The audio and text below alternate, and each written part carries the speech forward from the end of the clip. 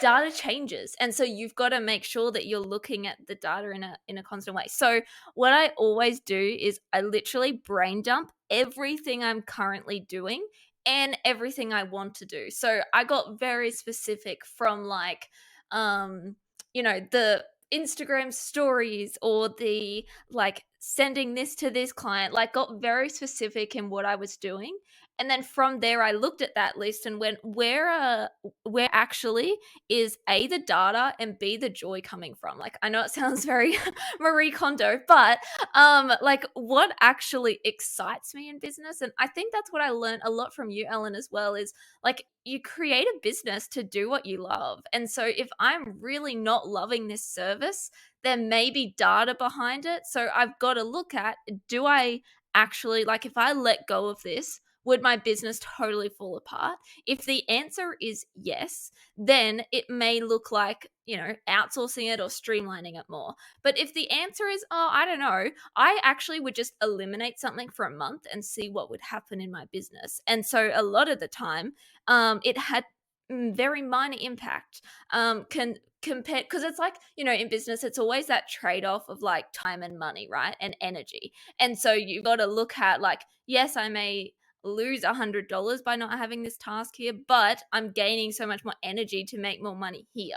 So it's kind of like definitely a bit of a like, play around of it. But I definitely, those two markers of like, where's the data behind, is this particular marketing thing getting me many leads, or is this particular package super profitable and super popular? Like, is it a signature package? And then, is it fun for me? Do I enjoy it? Do I want to keep it for this season?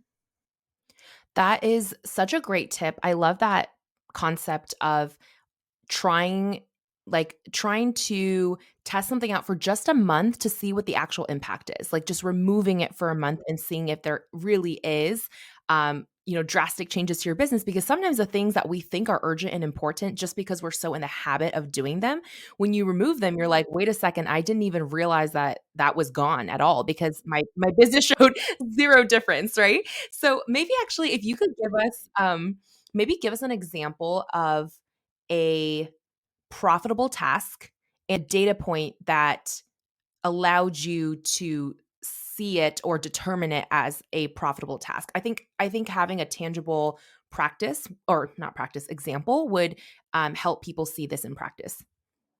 Yeah, so I think probably the easiest like example to see is when a client filled out an inquiry form, I would ask them how they found me. And that data point, at looking at that, I was like 80% are coming from referral, and that's a huge indicator. 20% are coming from Instagram.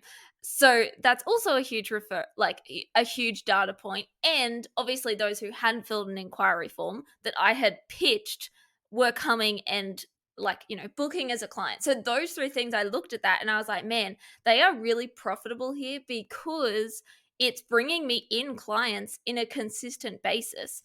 But I never got referrals from Facebook, which, not trying to say Facebook is bad. Like, you've got to look at it in context of your business, right? But the data point for me was I wasn't getting any clients from Facebook, but I was spending time each week trying to market on Facebook. And I was like, what are you doing, Hannah? Like, take a step back.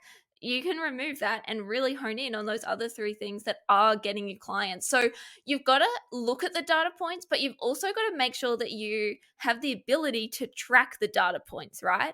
And so putting that into an inquiry form to know where people are finding you, or looking, Google Analytics to see where your traffic's coming from on your website, or looking at what is giving you the most income with your different packages each month. Like, having a look at those data points and tracking those was really helpful.